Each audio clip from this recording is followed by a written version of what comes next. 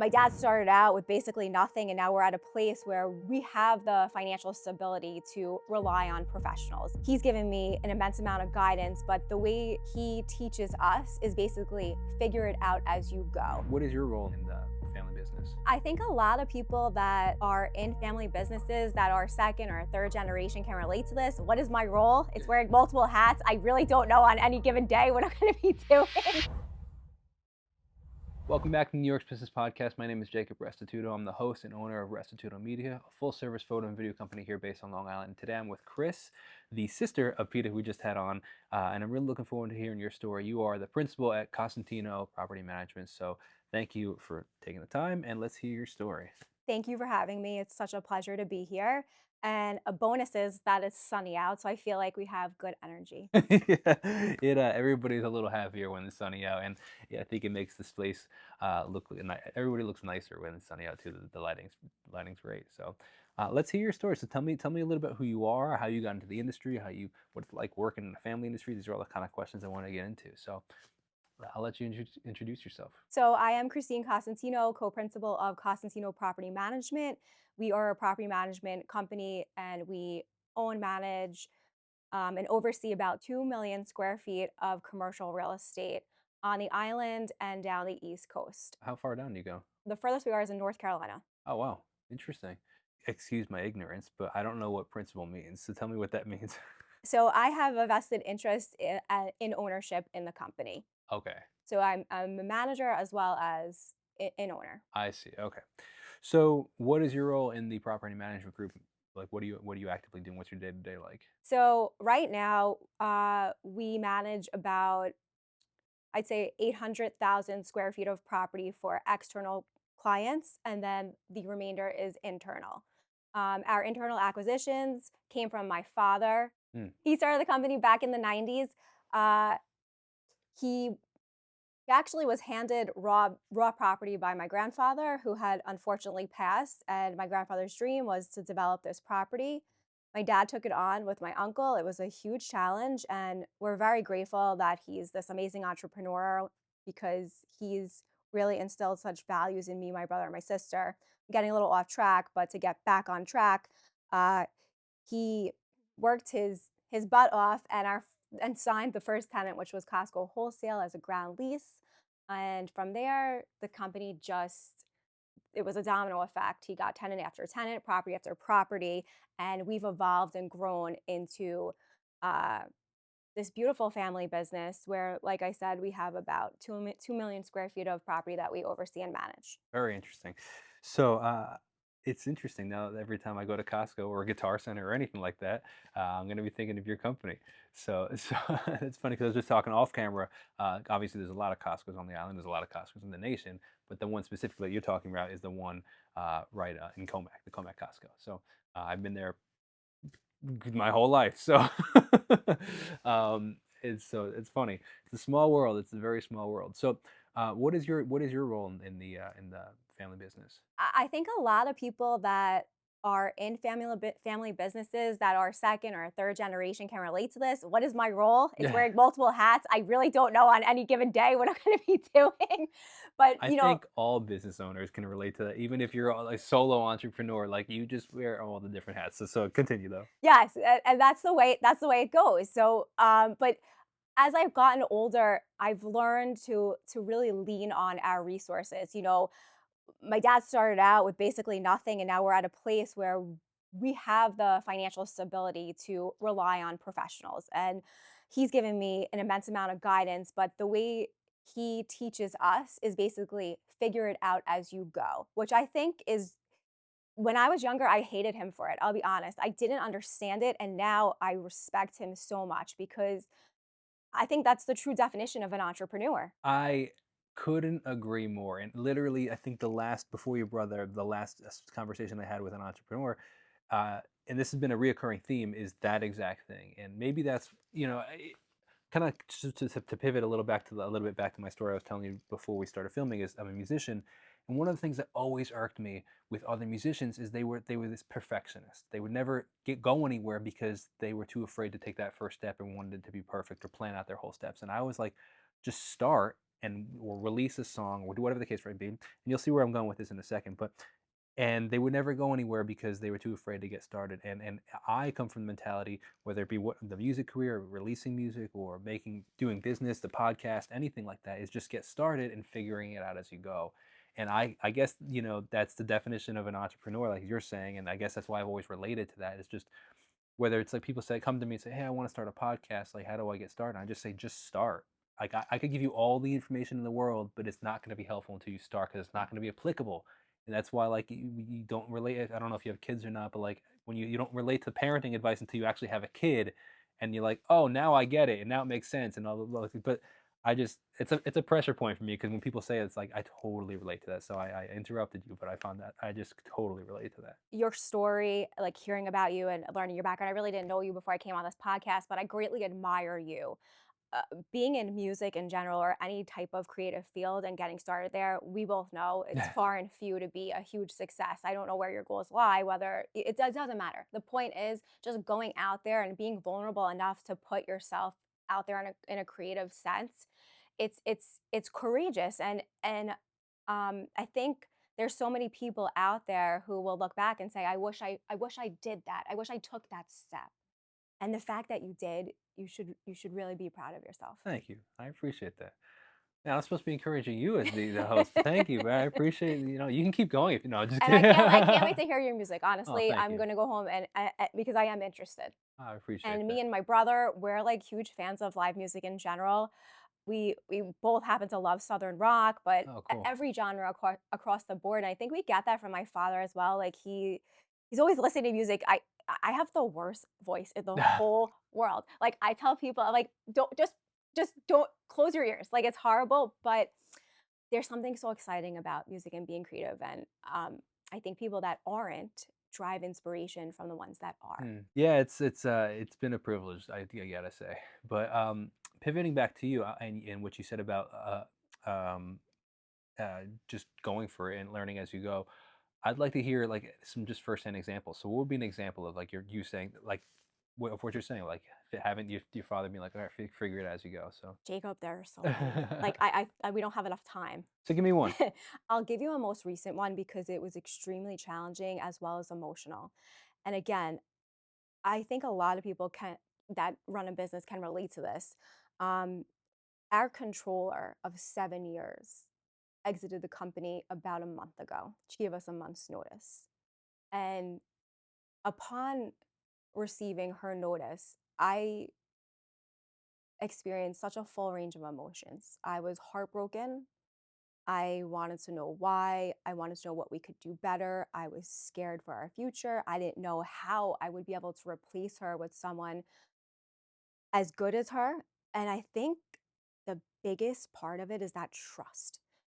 Your control for us, someone who handles accounting, especially in real estate, they are pivotal and instrumental to every part of our business. Without her, we don't work. She runs the money. She is the person we go to understand where the cash is.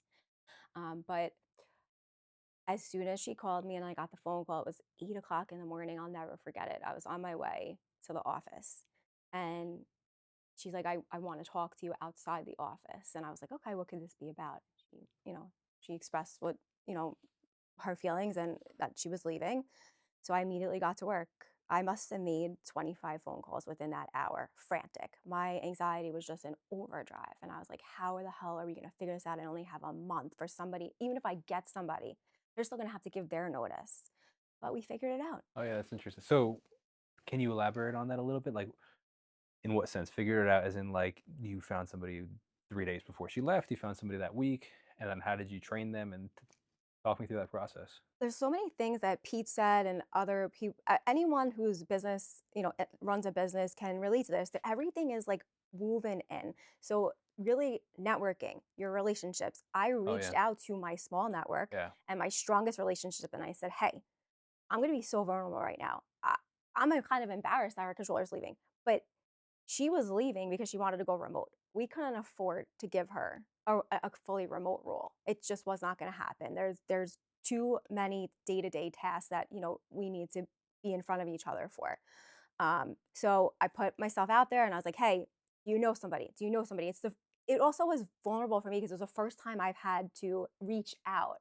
You know, so for me, being a younger generation and being like, okay, this pivotal instrumental person in our business is leaving, help me. Like, please, somebody, like, give me a life, like a life jacket right now. I'm feel like we're gonna drown. But it, somebody that we know who we greatly trust knew somebody, and it just worked out. And the best part of the whole thing was that I restructured the business. I ended up hiring 2 people. So I hired someone to fully replace her. She was this in-house CPA. And then I also hired a controller who's part-time. So now I have a beautiful accounting team along with our external CPA who does all of our tax returns, our tax preparation. And as the company is growing, I think we needed this.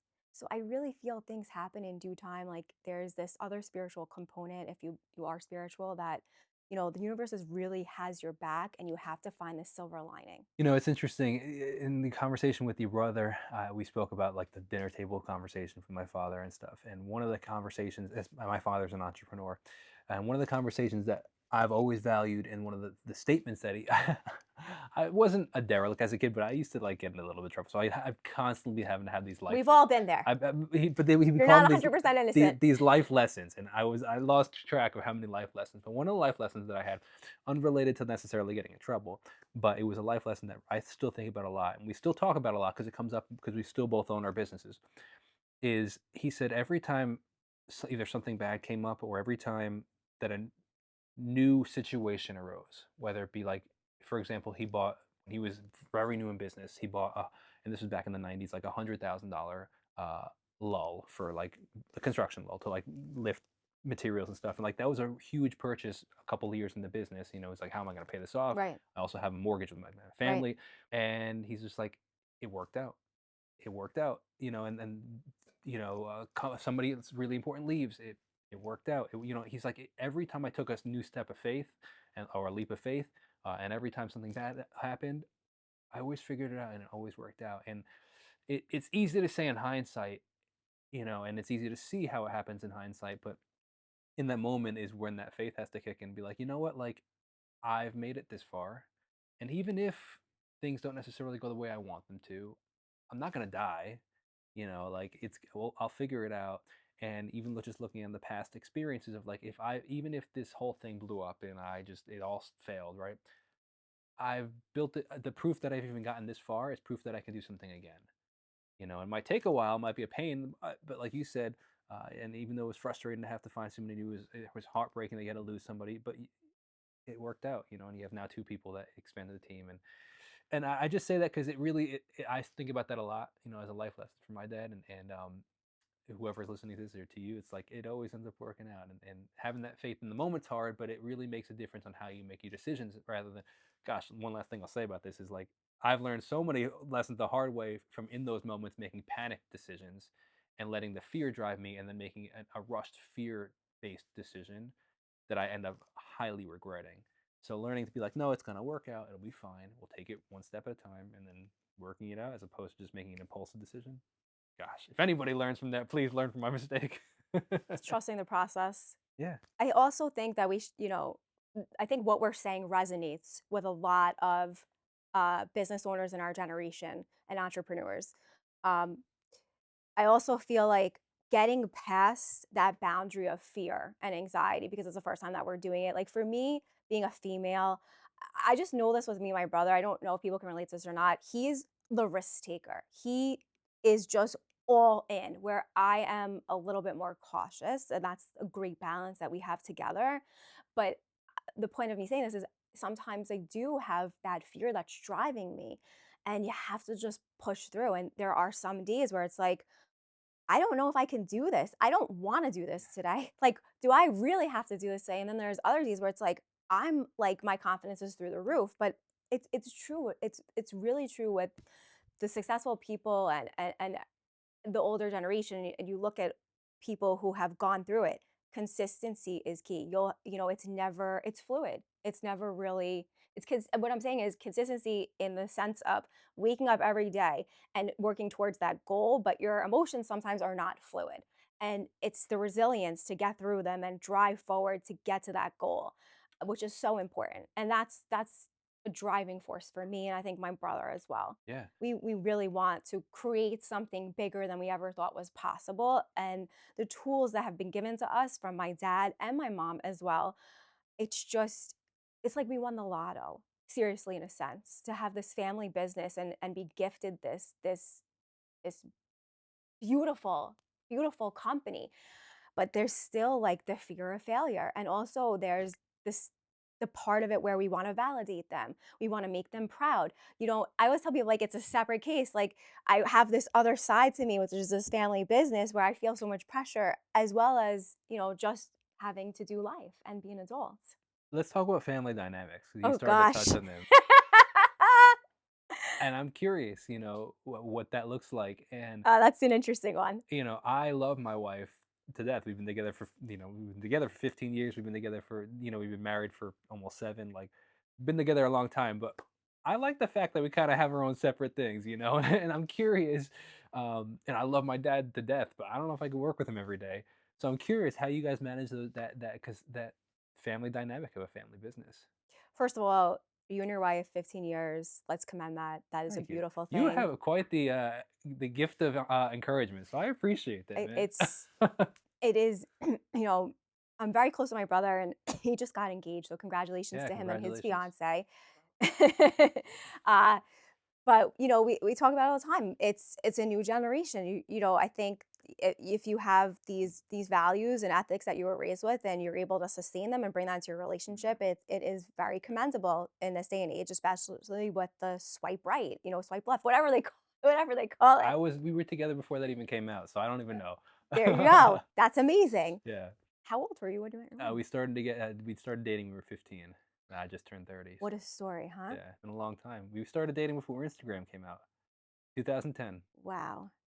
The journey must be It's been a long incredible journey. so far. I think this year, yeah, this year will be we've been together longer than we haven't been. At the end of this year, yeah. There's nothing better than I feel like really, you get to know Oh someone and gosh, you grow with yeah, them and you it's see wild. different sides of them. And then as they grow, you see another side and then you grow. There's so much beauty in that. Yeah, it's cool because you get to see, like, things that maybe used to frustrate you, and you realize, wait, hold on, they're not the same person anymore, and like that's really cool. Like you get to see their development. Like, gosh, man, I've developed a lot too. My wife sure has a lot to say about me. But the cool thing is So it's sometimes you back and forth. switch, like you take on some of the traits of your Oh, well, no partner, question about and it. right, and it's like, wait a minute, I used to do that, like, Yeah, but now you're doing it, but you didn't like it, so what's going on, and then you get to make fun of them, so it becomes this little comedic interplay, which makes things fun yeah. I in the mean, mundane of the day to and day. the two become one, so you just become this Yes, one being that you kind of you her good qualities and also her bad qualities I take on, vice versa, and it's like learning to manage that with each other. And you take the good with the bad always. exactly. But so back to your family dynamics. Maybe that was you brushing it off, so I Yeah, didn't. let's How do you do it? How do you? I don't know. Uh, Therapy, yoga, like, I'm not gonna lie, seriously. Um, I have a business coach who's helped me tremendously. Shout out to Rob Basso. He's been there with me through the highs, the lows, the wins, the losses. Sorry to interrupt you, but tell me a little bit more about that because I've never had a business coach, but I guess I've had mentors, but never been like, "Hey, can you be my mentor?" It's just more like, "Hey, can I ask you questions?" kind of Yeah. thing. What does that look like? A business coach? What is the dynamic of that? How do you find it? Like, tell me more about that because I've heard about them, but I've never necessarily gone down the route. So I'm curious how that worked for you. So I'd like to preface this with saying this is from the lens of an empath. I am an Oh yeah, empathic no question. Me individual. too. So for me, I have to speak things out often. I've learned that about myself, whether it's me talking to myself, journaling, or just seriously calling my mom every couple of minutes. But really, I have to lean on somebody. And I quickly realized at a young age that my dad is amazing. He's a different type of personality. I'm not going to be able to bounce things off of him. He really wanted me to figure everything out on my own. So to fill the void of really having I really needed guidance and somebody to lean on that was going to hold my hand. My dad couldn't hold my hand. He had way too much on his plate. So I decided to hire a business coach. And the way that I got to my coach was through a friend who is extremely successful and he's younger than me. So I said, all right, let me take the advice of, again, people that came before me and model someone who's doing it, but doing it better than me. And maybe I want to get there. So, hey, what are you doing? So he had given me the advice to get a coach, and that's what I did. I talked to my coach once every 2 weeks for about 45 minutes, and it's not just professional, it's personal as well. It's growth in all areas, in all Wow, that's cool. aspects. Yeah, it's really interesting, and I guess I've been blessed in the community that I grew up in, and that I've had known a lot of business owners and stuff like that, that I've been able to bounce these questions off of them. Um, but yeah, if you don't have access to that or you don't feel comfortable with the people, I think that's a great opportunity. So honestly, now it's my turn to commend you, since you've complimented me so many times. Is more so the fact of uh, to be honest, I don't recall if it was with your brother or you, but I wanted to comment on the humility aspect of it, to realize like, hey, I don't have all the answers. Yeah. I don't know what the right thing to do is. So I'm not gonna BS it until fake it till I make it, and then just screw around. I'm gonna find that's part of my personality is that I don't want to waste my time like trying to figure this out on my own. I'm gonna find the person that knows it best, and I'm gonna try to see if I can learn from them. And I admire the fact that you're actually taking the time to do that and willing to do that and say, hey, I don't know what I'm doing, and I want to do it right. So let me find somebody that knows it better. So I think that's now your turn to take the kudos. Thank you, I appreciate that, and I'd like to respond back to that in 2 parts. Uh, my brother, and my sister grew up in a 100% Italian household, Yeah, which has its pluses and its minuses, and I don't wanna speak directly to ethnicity, but my dad was extremely tough on us, and, uh, when he started the business, I think a lot of his decisions, he didn't have the financial stability to rely on professionals the way that we do. So he did make these quote unquote fly by night decisions. And again, I don't want to take away from them because they were extremely important and tremendous to the growth of the company. But now, like that we've come to a place where we are comfortable, I want to take full advantages of the resources. And there is no playbook, there's no right or wrong way to do it. And like I said, for me, I know, Jacob, that I am not good at everything. I know my strengths. That is why I have a team. I delegate out as much as I can sure. to people who do them better than I ever could. And my role is to be good at my job, which is being the boss of them. Mm. But being able to lean on people who can really change my perspective, help season me, and then also have my dad, why would I not take advantage of all that and become the best version of myself? And in turn, become a better boss, a better partner in life, and better to everybody around me. I couldn't agree more, and I want to just highlight something that you said that I think that a lot of, not all, but a lot of people miss. Um, Particularly if they're not maybe the full entrepreneur, you know. And it's interesting, I think that there was like this, I don't know, trend of becoming an entrepreneur in the past 15 years. Um, and I'm not poo-pooing it or anything like that, but like it's just, I know personally, like I've been doing this my whole life in the sense of like I was a kid selling like energy drinks out of my locker, you know what I mean? Like people thought I was selling drugs, but it was literally just an energy drink, and I was like, I can make a couple extra bucks, right? Like it's just inbred in me, like I have to be doing something. In fact, on a scary side note, is business was pretty slow recent, like maybe about a year ago. So it's like just exploring other options out there just to see what's available. And I was like, well, I'm a college dropout, and I've been doing this my whole life. I'm not qualified for anything, so I have to stay as an entrepreneur my whole life because I don't qualify for any real job out there, which was terrifying, but also encouraging that like I guess I'm really doing what I'm meant to be doing at this I'm sure point. you have skills enough necessary to do something else. However, having this unique quality of being an entrepreneur as well as being a risk taker puts you in a different category. Yeah, It's just a different type of individual. yeah, A lot of people wouldn't want to be an entrepreneur. They don't want to wear that weight on their shoulders. It's a 24/7 job. And I always tell people yeah, on the holidays, the days that the regular employees are off, you're working just as hard because yeah, nobody's around. And for whatever reason, your phone just rings off the hook. Like that's it. Even vacations, you have to really be careful when you take vacations. That's a whole other issue in itself. Um, but when you get to a place where you hire people and you're big enough to have people you trust, then things get a little easier. You have more freedom, and that yeah. isn't that the goal as an entrepreneur?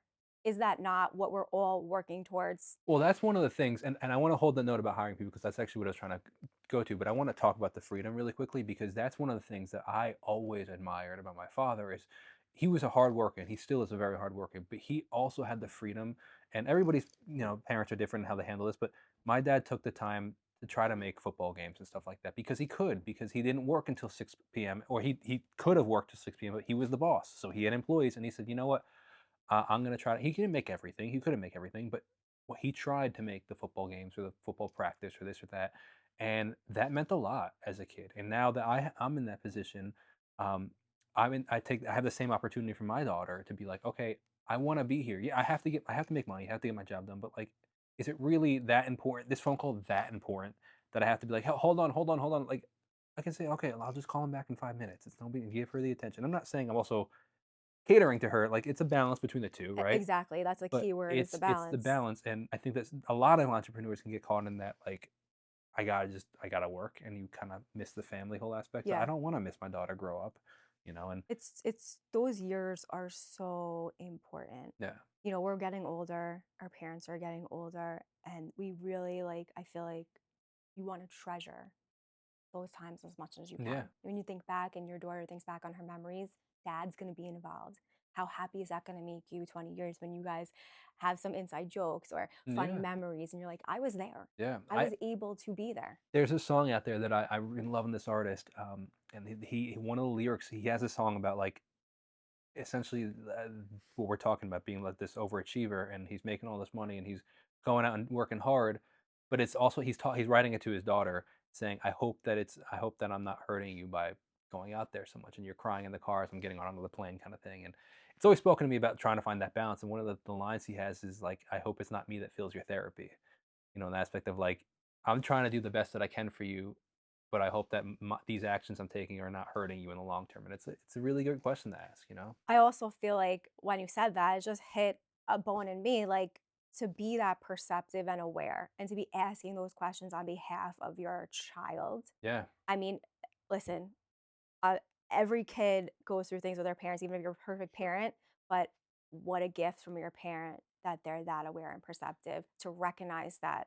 That to me is so beautiful. so perfect transition. Actually, I want to talk about being self-aware, and one of the things that we kind of were talking about before that I wanted to talk about with is employment and being self-aware of the aspect of like, I'm not very good at certain aspects of my job, so if I could sub them out or if I can employ somebody, I want them to be better than I am. And this is kind of going back to that whole thing where I was talking about um, the aspect, and went off on a tangent, but backtracking to talking about how I think a lot of entrepreneurs miss the idea that you actually want to hire people that are better than you, and that you want to get you want like if you have the opportunity to bring on people on your team, why bring on people that aren't necessarily as good as if there's a fear of losing power or something like that, or not being in control. Um, but for example, when I take on editors and stuff, I want to hire people that when they send me back the video, I'm like, How did you do that? Like, I don't know what you did." And I think that, like, show me, because that's sick, and I don't know it, and it's the same concept. So tell me about your thought process on that, and, what led you to that decision? I'm so happy that we have that in common. I'm not somebody who's driven by control or power. I really truly care. At the bottom line of everything I do in my life, including my business, is to make things better for people. So I think a big part of that to make things better, more efficient, you need people that know what they're doing. Sure. And I think not everybody's good at everything. Like I said, you're one person, you're really good at one thing or a couple of things. So I don't know. That's just the way I look at hiring people. I want you to provide value. I want you to be an asset to my business. And I am humble enough to know I can't do that. And that's why I'm hiring Yeah, you. that's So, and true. that is why I'm paying you. If someone is, it's the same putting myself in the shoes as, you know, a client hiring me for property management.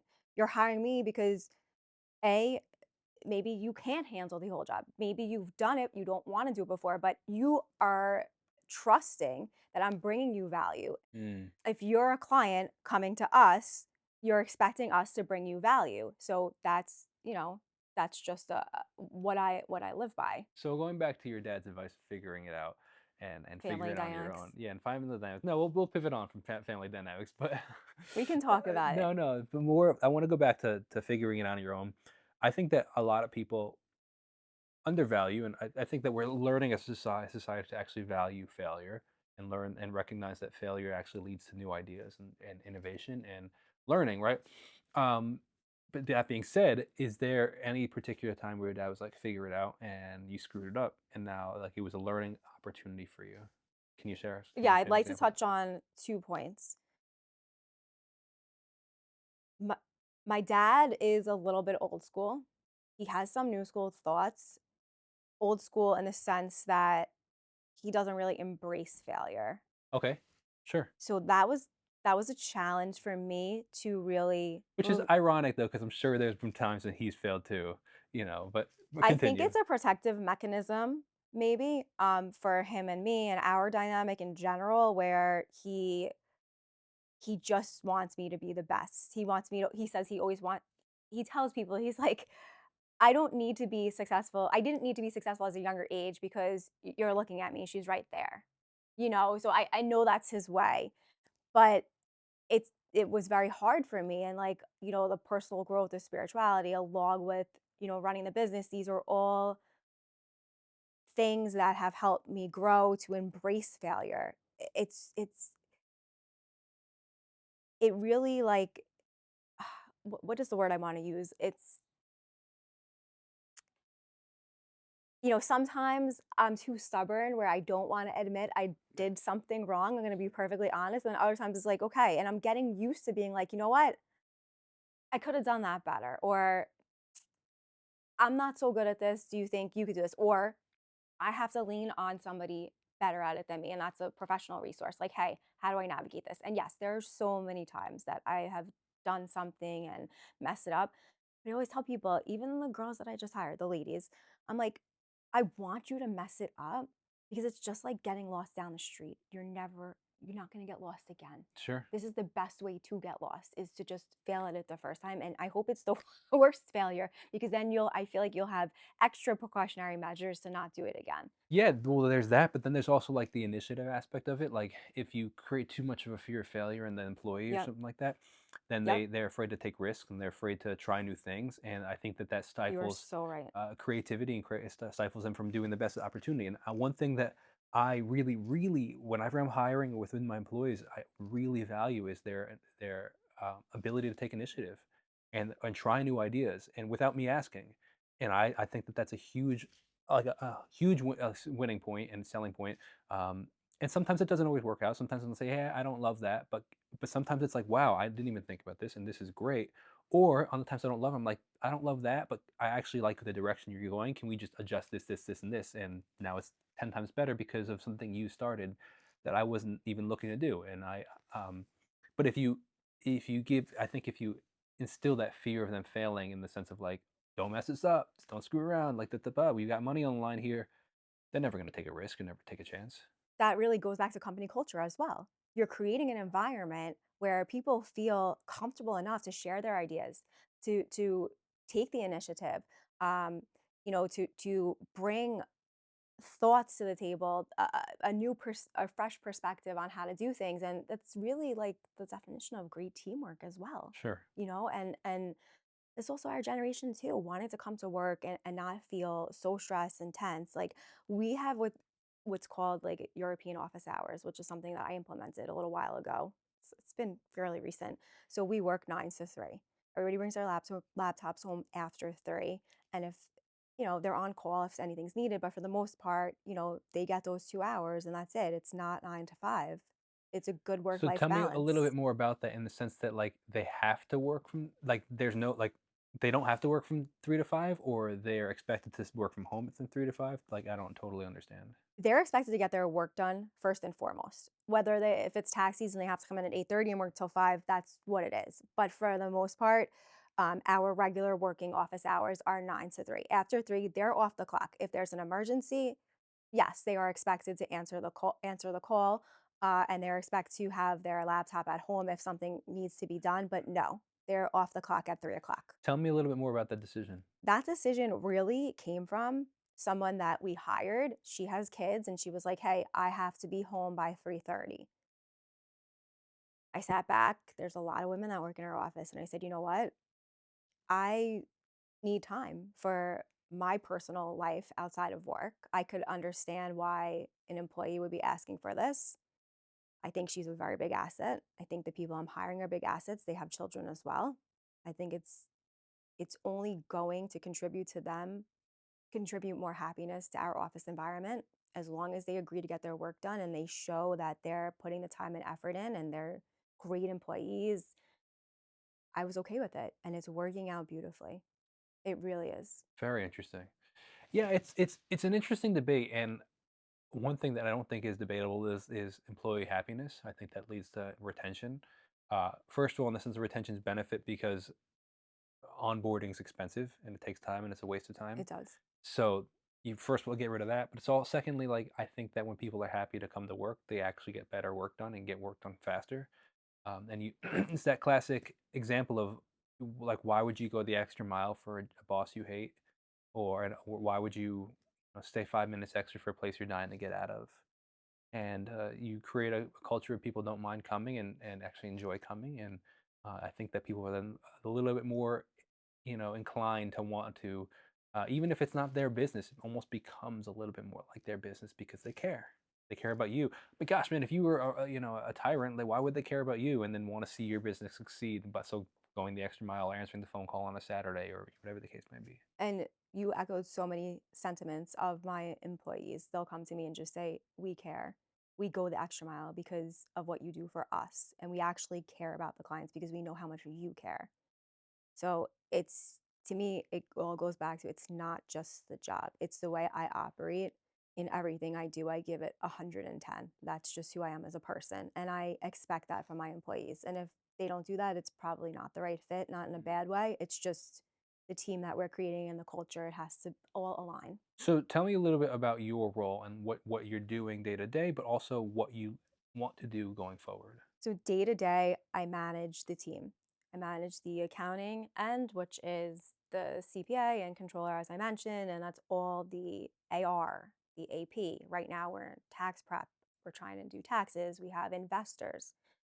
All of that needs to be managed, all the money in and out, um, as well as if we have a new acquisition, that's a whole nother separate case that needs to be managed as far as the money, the mortgages, the financial institutions, which we have multiple of them because we have multiple assets.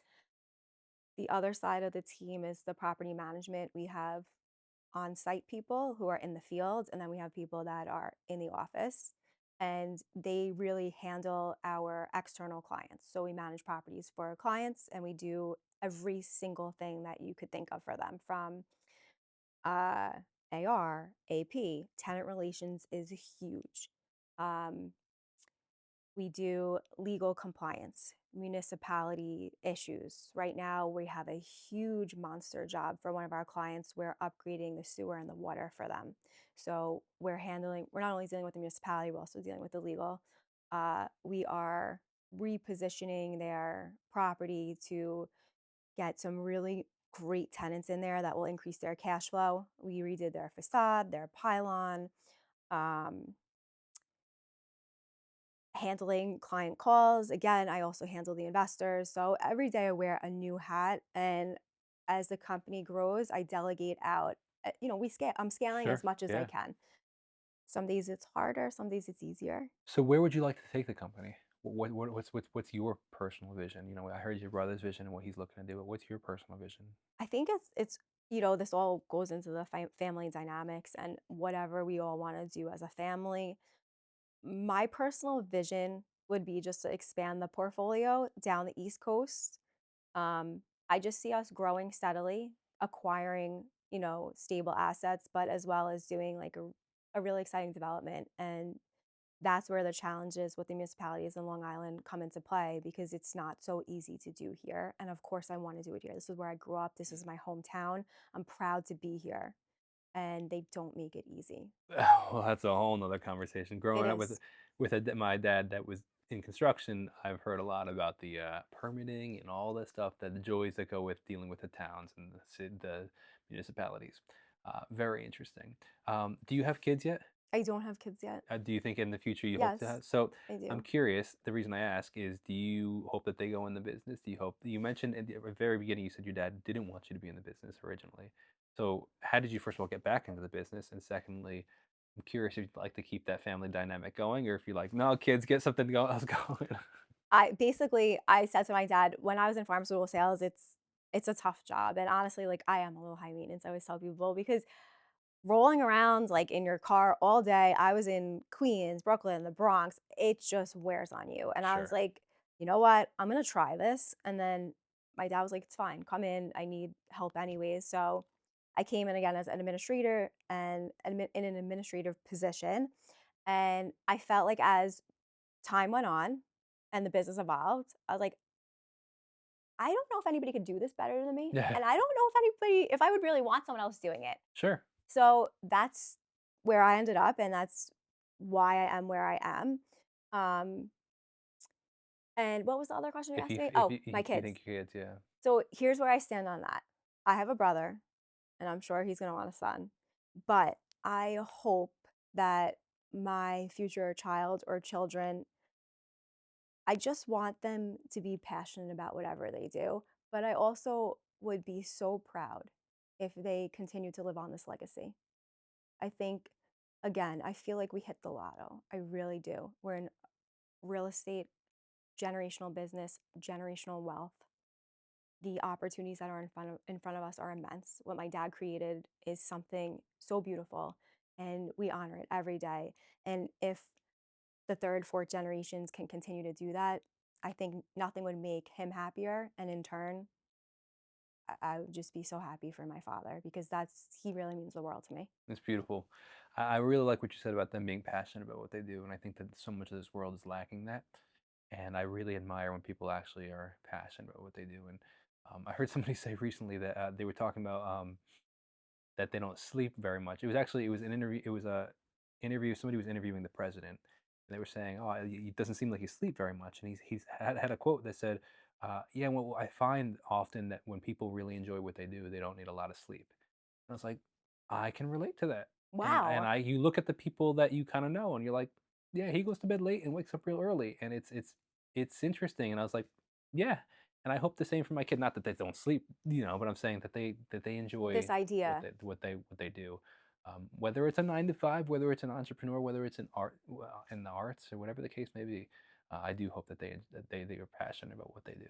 And one thing I wanted to say about that is that I think that's a privilege that we grow up, that we have the opportunity in this time, where it was starting in our parents' generation, that opportunity to be an entrepreneur and go out on your own. But like 50, 60 years ago, like our grandparents' generation and before that, there was really you were dealt the cards you had, and it was really hard to change outside of that. And we have the opportunity now with the internet and access to information and access to education that was not around 50, 60 years ago, that we are incredibly privileged to have the opportunity to do something passionate about.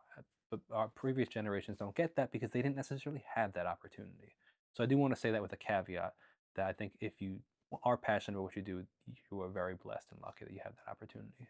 And the idea that you can capitalize on it Yeah. and take, the initiative, like you said, to take something you're passionate about, capitalize on it, use your resources, excel forward, use your entrepreneurial spirit, and get to where you're going much quicker. Yeah. You can expedite it, which Yeah. is great. So one thing that we were talking about before we started filming is the fact that you and your brother are passionate about the problem that we're seeing with our generation, that people can't afford homes here on Long Yes. Island.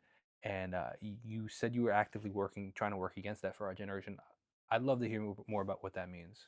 So right now, as our generation is aware, there's huge issues on the island with affordability. Uh, there's lack of childcare, taxes, lack of rental housing, and again, affordability.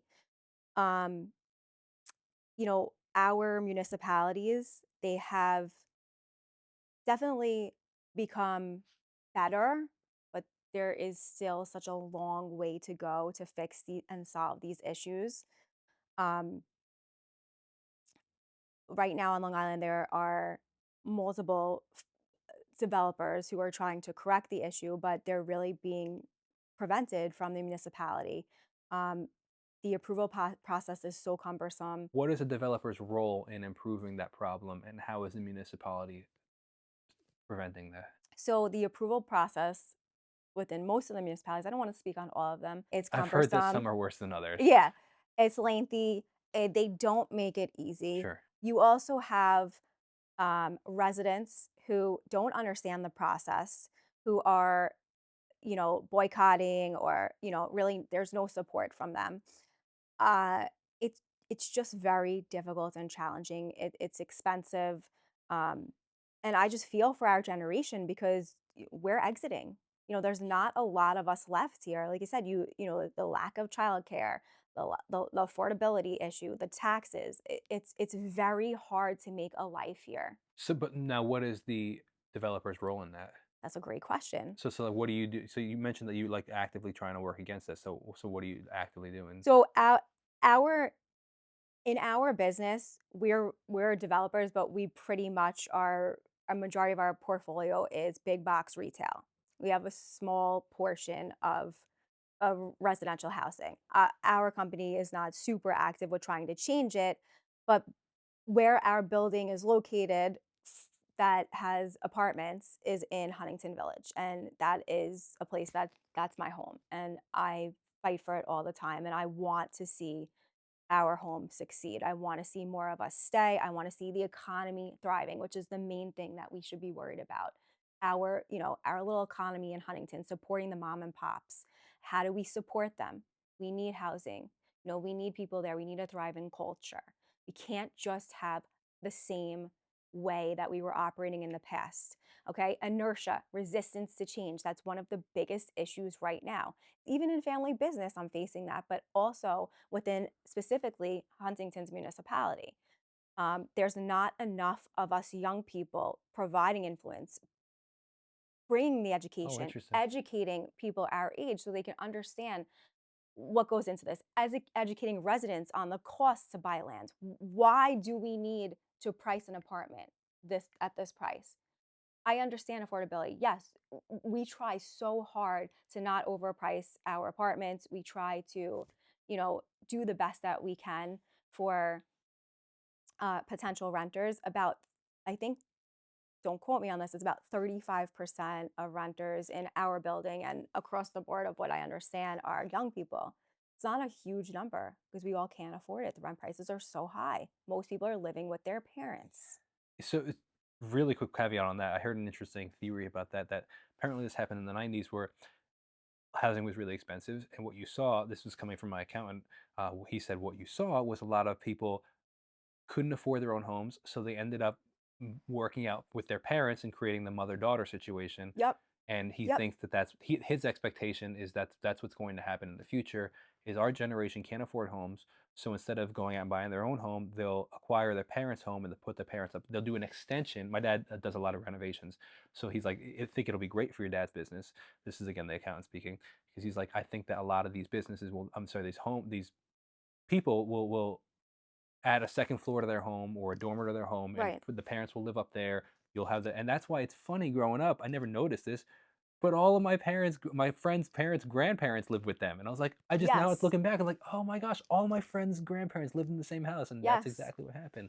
But one thing I just want to comment on that you said briefly here, but you actually, and I remember now you expanded on it more when we were talking off camera, is you're part of the way that you guys are actively trying to help the economy, and you're passionate about bringing money to Long Island, and bringing that the economy up so people can hence stay here. As you said, you're really passionate about supporting small business, and I think that that's really important, especially even coming from somebody that their income comes from big box stores. Like it's more beneficial for you to have another Costco here because you make more money. But the fact that you're actually still passionate about supporting small business and local business is a really cool thing. A big portion of our portfolio is also small business. I mean, it's not huge, but it's big in the sense that we have enough that, I have personally dealt with these tenants and form relationships with them, and I understand their hardships. We need them. Most of them are service-based tenants, whether it's a cleaner, whether it's a nail salon, uh, the local coffee shop, which is not service-based, but Southdown Coffee, prime example, community spot. We need Yeah. these places. They are integral. They are the heart and soul of our downtown economy. And we rely on them. They rely on us, and they also need the residents the money to support them. So I just worry that, especially in Huntington, I don't know what the future holds. I'm hoping that the future is going to be extremely bright and big, and that there'll be some more young people to create some influence. it's not all about us. There has to be a compromise. Uh, I think the idea of suburbia in the past, everybody has that idea of what it was, the older generation, but now we're in Which the is what? it's just how Long Island is. It's very old. This is what it looks like. They don't want to change. I think now our generation, we we know that there needs to be change. We know there still needs to be suburbia. We don't know the idea of what that's supposed to look like, but it does require some form of change. That's all I'm trying to say. I don't know how we get there. That is not my field, but I do know it's very important that we reimagine, we revitalize in a way that works for everybody. So you're tying this now back into the affordability problem. Correct. Interesting. So you're Correct. saying that the old way of suburbia doesn't necessarily work for where we are now, and That's my belief, if we want to, Jacob. it's really interesting. I haven't thought about it like that. That's my And belief. you're saying, correct me if I'm wrong, if I understand you correctly, that in order to keep young people here, which what's going to happen if we don't keep young people here? Yeah. Nobody's going to be here, and then it'll drive prices down. Then young people come back. But to prevent that whole cycle, um, you're saying that we'd potentially have to redefine what we know, Yeah, we what we're have to used to. redefine it. And to me, if you have 4 of the same demographic people sitting on the town board that have the same way of thinking, how are we supposed to reimagine that? We need someone with a different perspective as well. We need somebody to stand for us, So what would that to look? I influence know you said change. you don't necessarily know what that looks like, and you don't. It's not your field. But if you had to imagine, if you had to use your imagination in a sense, what does that look like? What ideas do you think we could implement? I think just modernizing, uh, I have to think about that one. That's a good question. It's an interesting concept, and I'd be curious to explore that a little bit further and see what that looks like. And when I you know, think, there's a lot of factors that would go into that. I can't give you just, a simple answer, but what I would start with is to say, how can we drive younger people to a new development, a new area? Or how can we drive them to want to stay in this community? What is going to excite yes, them? What is see, going to attract them here? yes, Let's get together. It's not just going to be you guys saying, oh, uh, you know, we're just going to put another coffee shop here that plays music now. It didn't play music in the past. It's not that. We need something exciting. For example, the Hampton Inn, which went up in Huntington Village. I don't know if you're aware of yes, that yeah, yeah, project. Beautiful. In the old town hall, yep. absolutely gorgeous. A great compromise. We got to keep the structure of the old town hall. They went in, they reimagined it, they built up. The town allowed, I think, X number of rooms, and I'm pretty sure that the developers wanted to put a beautiful restaurant overlooking Main Street. Town would not allow it, but they allowed more units. So that was their way of offsetting it. Now, we can fight this. There's both sides of the argument.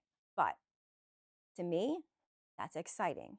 That's new. It's a beautiful view. You still are in this place that transports you because you're going back in time. It's the old town hall. You have all these cool vibes. It's conversational. It's walking distance to the Paramount. It's walking distance to Crabtrees. I mean, you can grab a drink. You can go to the Paramount. You can get a bite to eat there. I don't know. To me, okay, let's start there. I don't know.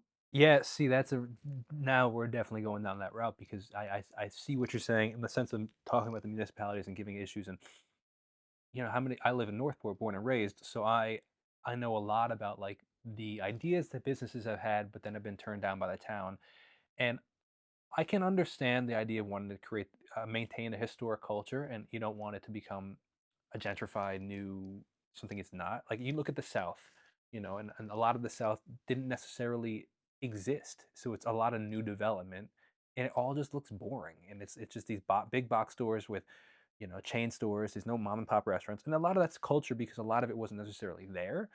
And a lot of it was just undeveloped land that's now been developed. But like without control or without boundaries, there's no reason Northport wouldn't turn into that. So I get it, but I completely understand where you're coming from and sympathize with that in the sense that if we want to keep young people coming to Northport, we have to, create opportunity for them to come and create something exciting, a reason for them to come. That's why everybody goes to the South Shore because they have so many better things.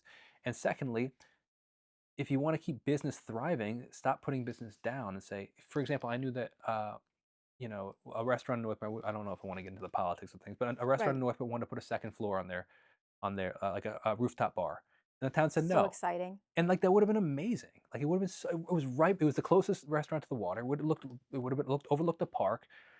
And I get, sure, you don't want a bar scene, so you just don't allow it to be a bar scene. Say it has to be shut down by midnight or something like that. Correct. Like, The but proper regulation so it doesn't but cross the allow it to boundary happen of though. it becoming this wild, crazy, sceney place. It still could be classy. Yeah. You're still able to go there, feel comfortable. It's not noisy. It's not crossing a boundary where it becomes trashy in a But sense. a lot of these business owners, the small businesses in Northport, are owned by people that are relatively still young. And by allowing them to do that, you're supporting young business owners, and then that gives them another reason to stay here. You say, no, sorry, you can't do that. Well, then maybe I'll just move my business to South Shore. Maybe I'll move out of state because I can't Right. afford it. You know what I mean? And it's We have to find a very, very balance. interesting conversation. It's so, I'm curious to see how things are going to unfold in the next 10 years or so.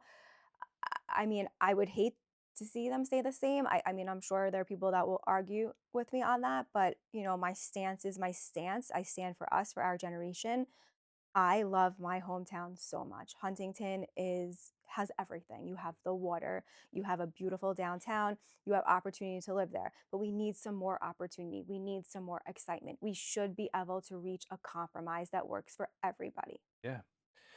Well, it's been a really fascinating conversation. I really appreciate talking to you and your brother and hearing the family dynamics and hearing all the aspects of how the business works. And honestly, I learned a lot because I don't know a ton about your industry. So it's been really interesting. So thank you so much for your time. And thank you to the audience for listening to this podcast. And if you are a business owner or know any business owners that you think might be a good fit for this podcast, have them or yourself reach out. And I'd love to hear your story. But Chris, it was an absolute pleasure to talk to you. And thank you so much for your time. You too. Absolutely. Bye, guys. Have a great day.